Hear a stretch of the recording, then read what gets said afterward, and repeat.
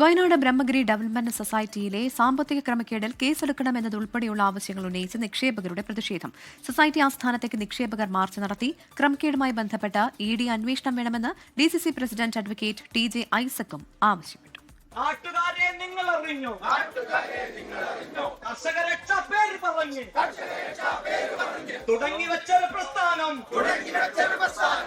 നിക്ഷേപത്തുക തിരികെ നൽകാൻ നടപടി വൈകുന്ന സാഹചര്യത്തിലായിരുന്നു പ്രതിഷേധം.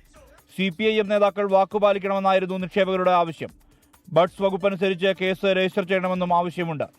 ബ്രഹ്മഗിരി സൊസൈറ്റി ആസ്ഥാനത്തിന് മുന്നിലായിരുന്നു നിക്ഷേപകർ പ്രതിഷേധിച്ചത്. ഈ സ്ഥാപനം ഈ രീതിയിൽ തകർന്നടിയാനുള്ള കാരണം എന്താണ് എന്ന് ഇതിന്റെ ആഴത്തിൽ ഒരു അന്വേഷണം ആവശ്യമാണ്. അതാണ് ഞങ്ങൾ ആവശ്യപ്പെടുന്നത്. ഈ 120 കോടിയോളം അല്ലെങ്കിൽ 80 കോടിയോളം പൈസ പോയിട്ടുണ്ടെങ്കിൽ അതൊരു അനാസ്ഥ കൊണ്ട് മാത്രമല്ല, അതിൽ നല്ലൊരു അഴിമതി നടന്നിട്ടുണ്ട്. ആ അഴിമതി നടന്നവരെന്തായാലും ജനത്തിന്റെ വെളിച്ചത്തിൽ കൊണ്ടുവരണം. പ്ലാന്റ് തുറക്കാന്ന് പറയുന്നു. പ്ലാന്റ് തുറന്നു കഴിഞ്ഞാൽ പിന്നെ അതിന്റെ നടത്തിപ്പ് എങ്ങനെയാണ് കാര്യങ്ങൾ പോകുന്നത്? ഞങ്ങളുടെ പൈസേനെ പറ്റി എന്താണ്? അതിനെപ്പറ്റി ഇതുവരെ ഒരു വ്യക്തത പറയുന്നില്ലോ.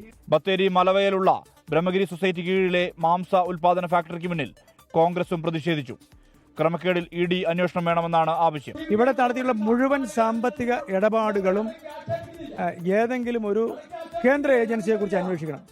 ഇഡി ഇക്കാര്യത്തിൽ അന്വേഷണം നടത്തണം. ഒക്ടോബർ അവസാനം സ്വകാര്യ പങ്കാളിത്തത്തോടെ ഫാക്ടറി തുറന്നു പ്രവർത്തിക്കുമെന്നാണ് ബ്രഹ്മഗിരി സൊസൈറ്റി അധികൃതർ നൽകിയ ഉറപ്പ്. ഇതിന്റെ ലാഭവിഹിതത്തിൽ നിന്ന് നിക്ഷേപകരുടെ പണം ഘട്ടം ഘട്ടമായി വിതരണം ചെയ്യാൻ കഴിയുമെന്നുള്ള പ്രതീക്ഷയും CPIM നേതാക്കൾ പങ്കുവയ്ക്കുന്നുണ്ട്. 24 വയനാട്.